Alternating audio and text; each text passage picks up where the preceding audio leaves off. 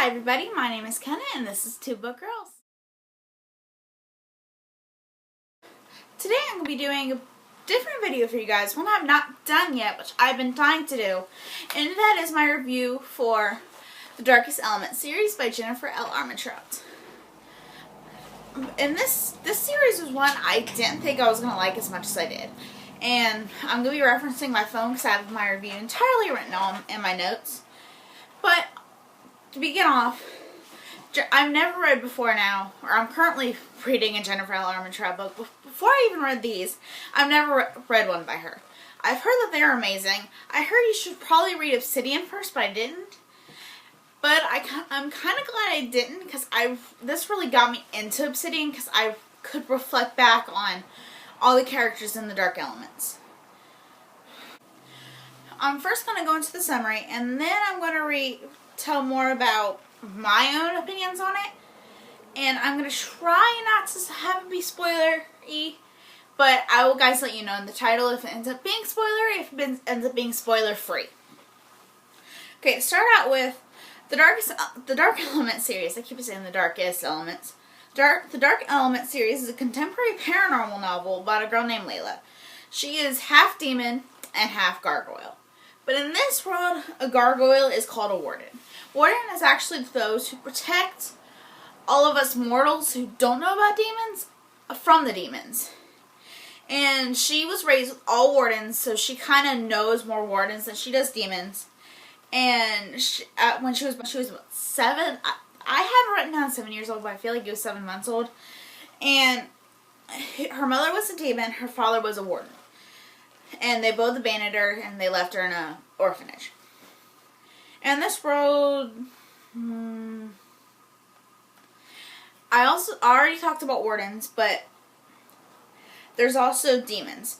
And demons are strangely a lot like Supernatural's demons, which I don't know if I mentioned Supernatural a lot in this channel yet, but that's one of my favorite TV shows of all time.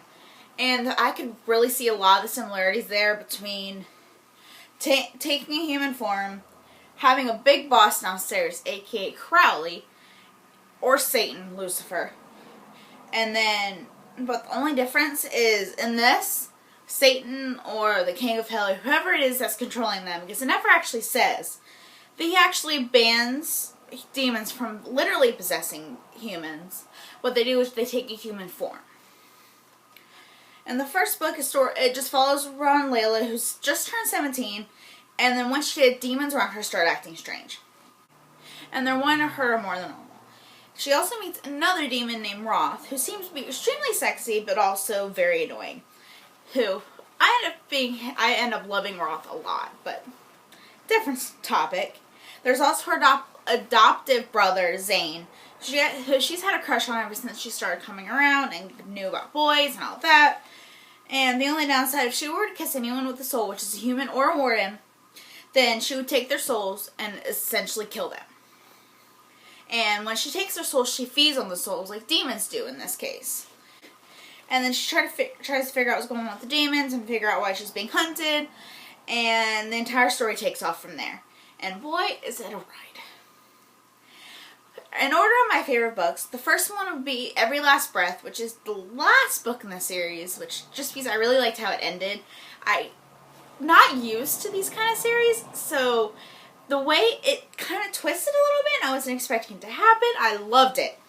And then White Hot Kiss, which is the first book in the series, I really liked. I really wish it could have kept going from there. I wish it had a different story from the second one. And then obviously the second one is my third choice, which is Stone Cold Touch.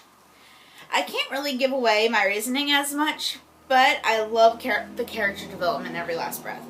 And the couple that's endgame, which I can't tell you the couple that's endgame, which is also spoilers.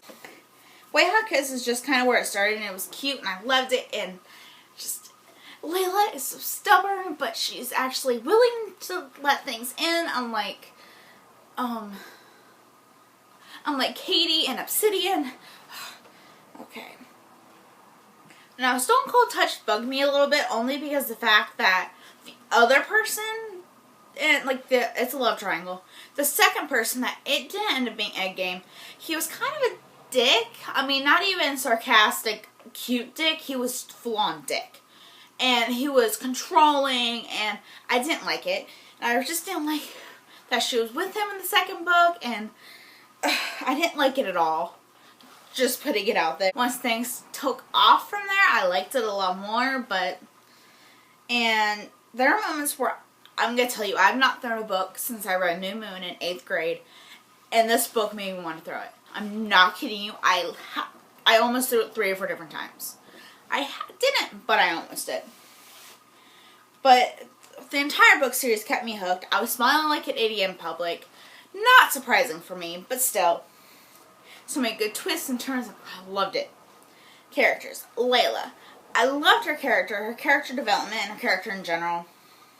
She was fun and spunky, didn't take shit.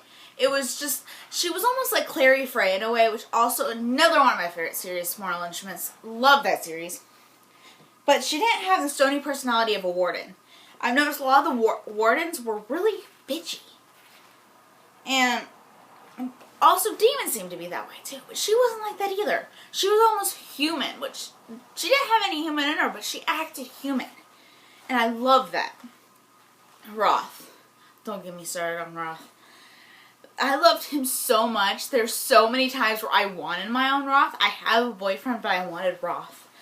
And for being an asshole, there was just something about him. I couldn't help it. I loved him the entire series. And really, I just want more books so I can have more books so I can have more Roth. Seriously? Is that too much to ask? Alright, Zane. He changed so many times, and I'm not sure if it's for good and bad. Don't really even have opinions on it anymore. But, I mean, I saw him more than anything as Layla's brother. Nothing else. I could not help it. He was a sweet older brother. Don't get me wrong. I want Zane as my own brother. But I don't want him as anything else to her. Just something about him. I didn't like it. And if you read the books, you probably understand. Unless you're, for some reason, Team Zane, which, I'm sorry. The writing style, phenomenal. On point. I have not read anything with this kind of writing that was so fun and catchy and drew me in. Like, it kept me pulling back and forth. And I've never read anything like something like this. At least not for a long time. And these books actually threw me into a slump because of it, because I wanted more.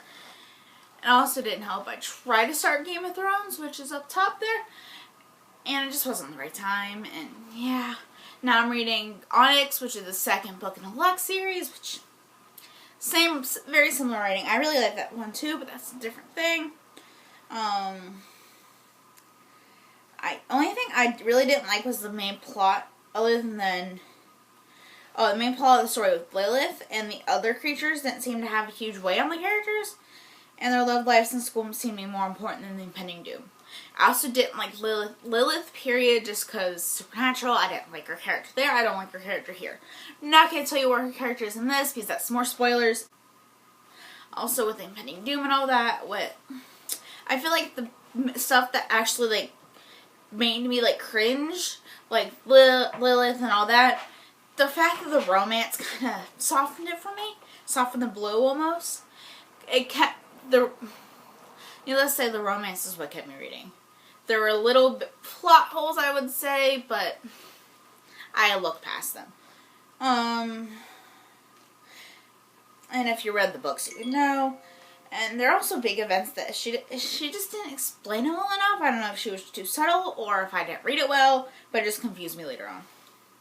Overall, though, I give this series a 5 out of 5 stars, and I would recommend to anyone who wants paranormal romance, bad boys, or if you love Jennifer L. Armentrout's writing in general, then you're going to like this series. If you haven't read it yet, you should pick it up. I recommend it to just about anyone on that list. So yeah, that's my review of the Dark Element series by Jennifer L. Armentrout. If you liked it, please like, comment, and hit the little red subscribe button down below. And I will talk to you guys in my next video. Bye!